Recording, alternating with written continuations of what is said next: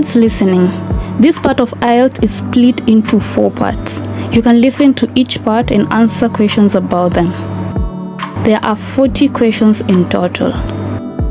10 questions for each part. The questions for each part appear in the same order as the recording. You can take the paper-based or computer-based test. Each format contains exactly the same tests and questions. Each part of IELTS listening is a different type of recording for you to listen to. They can contain different English accents, including British, American, Canadian, and Australian. There are instructions at the beginning of each part, and you have some time, generally 30 to 45 seconds, to read questions before each part starts. Listen carefully to the instructions for each part. They will tell you exactly which questions you need to look at. From January 2020, there's no example before the first part, so you must listen carefully from the beginning. Let's look at the 4 parts in the IELTS listening. The recording for part 1 is a conversation between 2 people in an everyday social context.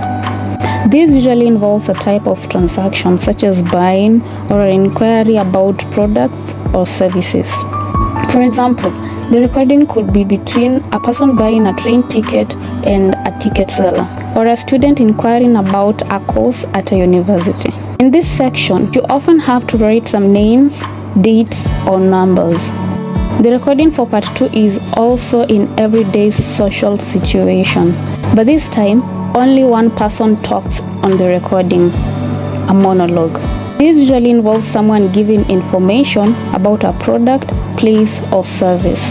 For example, you could hear a person giving you information about a new gym, or describing a place or a school map for new students.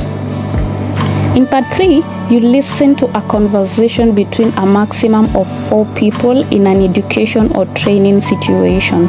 For example, you might hear 3 people talking about doing research for a college project, or a manager describing IT training with 2 or 3 employees. Part 4 of the listening test is usually one person, often a lecturer or a professor talking about an academic subject. For example, you might hear a person talk about the environment and rainforests, or a talk about positive psychology in the workplace.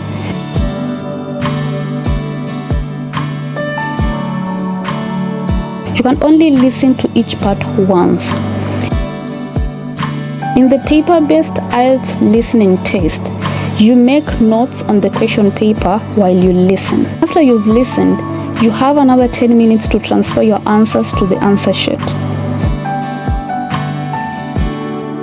In the computer-based test, you have some time to review your answers after each part, and you have 2 minutes at the end of the task to check your answers.